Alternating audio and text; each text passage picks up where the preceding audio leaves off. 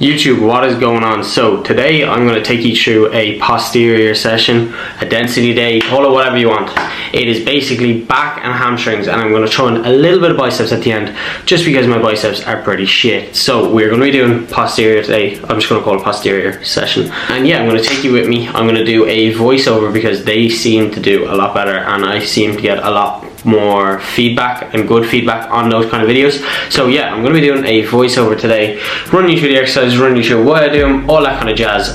So yeah, let's get into the video. So here we are. I said I'd do a voiceover for this session just because I feel like I can give a lot more information when I'm actually sitting at home and saying what kind of cues I use for every exercise rather than saying it in the gym. I feel like I just can't explain the exercise as well as I can from home, if that makes sense. So first exercise in, as always with every leg day and every posterior session, is going to be an adductor. So 2 sets here. I was doing I think 105 kilos, but I was only getting like 6 to 8 reps, so I just stripped it back today and went back to 80 kilos for a top set, got 11, and then I think I stripped it back to 60 kilos here and got 12 or 13 for a back off set. So I was much happier with these sets, kind of this rotation around, as well as keeping it slow and controlled, you know, 2-second pause in the squeeze and 2-second pause in the stretch. So as always, the goal here is driving the kind of heels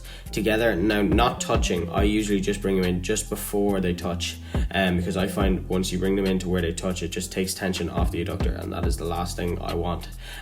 So feet obviously outside the cuffs to reduce kind of hip flexion and glute activation, because I am trying to make this exercise as hard as possible and as, I suppose, optimal as possible. So that is why feet are outside of the cuffs. As you can see, they're training fully to failure as well. So exercise number 2 then is a seated hamstring curl.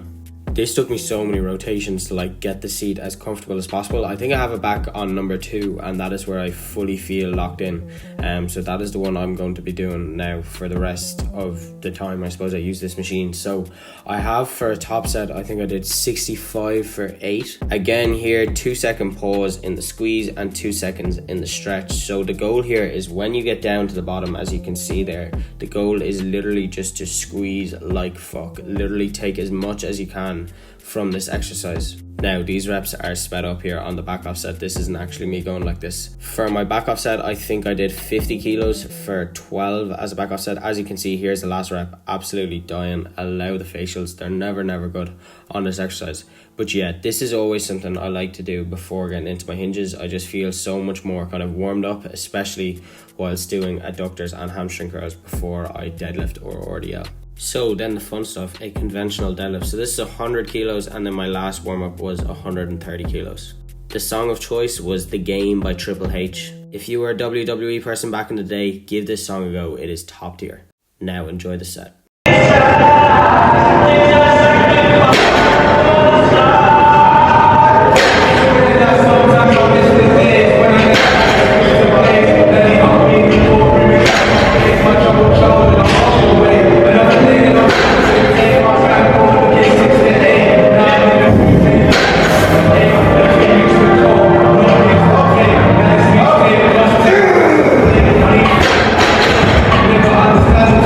Happy days. That was an all-time PB for me whilst being in a deficit. I know I'm only in really a week and a half or 2 weeks, but it is still kind of a good sign that I am progressing. That was, I think, 156 kilos for 7 reps, so I was delighted to get that.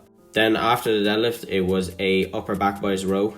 So this is a upper back bias row, and I can tell by my elbows. So you can see the way my elbows are flaring out the way. They're not coming in, tucking into my waist like you would on a single arm row, which I will demonstrate later in the video.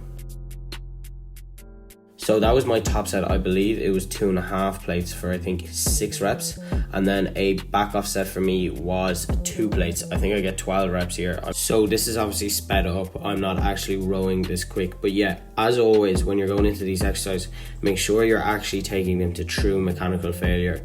So take them to failure with as best form as you can see here, and I am absolutely busted up after this set. So that was our upper back bias row, and now we have 2 lat bias row coming in here. So we have, first of all, a lat pull down, but since I'm using this attachment, you can see the way my elbows are finishing more tucked into my side rather than that upper back row. So that is how you know that this is biasing the lats. Now obviously, just because it's biasing the lats doesn't mean it's not working the upper back, but it just means it is more intent on the lats, if that makes sense. So top set here, I believe I'm doing 60 kilos. I was quite fatigued at this stage, as you can imagine, after doing a big deadlift and a upper back bias row. But yeah, I really like this attachment because I feel like it's one of the only attachments from a pull down point of view, and especially on this machine, that I can actually strap up on. And I hate doing any sort of pull down where I can't strap up, because I just feel my forearms give out before my back does, and that is the last thing I want. So then the second lat bias row, as you can see, I got into this exercise in a horrendous way, is a single arm lat row. So this is another really good exercise, and it's really easy to do if your gym is busy. Like, you literally set up a bench, get a plate, and just set up the cable stack. Again, the goal here is just driving the elbow back past the pocket and keeping it tucked, so you can even like bend down a small bit on the side that you're rowing with. So you can see here better in this angle, you can see that my kind of right lat is more kind of bent down. This just helps me so much with mind muscle connection. So if you want to like tilt your body almost just a tiny bit, it can help a lot. So yeah, you get a much better view here of where the elbow is finishing. You can see the goal is to keep it tucked, not let it flare out, and just keep reps as good as possible. I think I did 60 again here. I believe I got 8 reps. So yeah, as you can see there, true failure, train hard. And then to finish off, I just did 3 sets of hammer curls. So with biceps, it is very, very difficult to progress, especially in weight. The same kind of applies for when you're doing a lateral raise or anything along the lines of that. So something I try to do is literally just to keep form 100%. Keep form as best as you can and just train as hard as you can, especially when doing your like smaller isometric exercises. So yeah, as long as you're training hard and progressing eventually over long periods of time, like, you will grow your arms. That is how it works. And here's how the arms are looking. I am a week and a half into the mini cut. I'm feeling very, very good. It's very nice to be not pushing food. So yeah, overall good session. So that is posterior session wrapped up. That was a really, really good session, and I was delighted to take, what was it, 3.25, I think it was 156 kilos for 7 reps. So I was delighted to take that. Very, very good session overall. I'm going to leave this here. There's not much else to say. You know, I'd only be waffling if I was.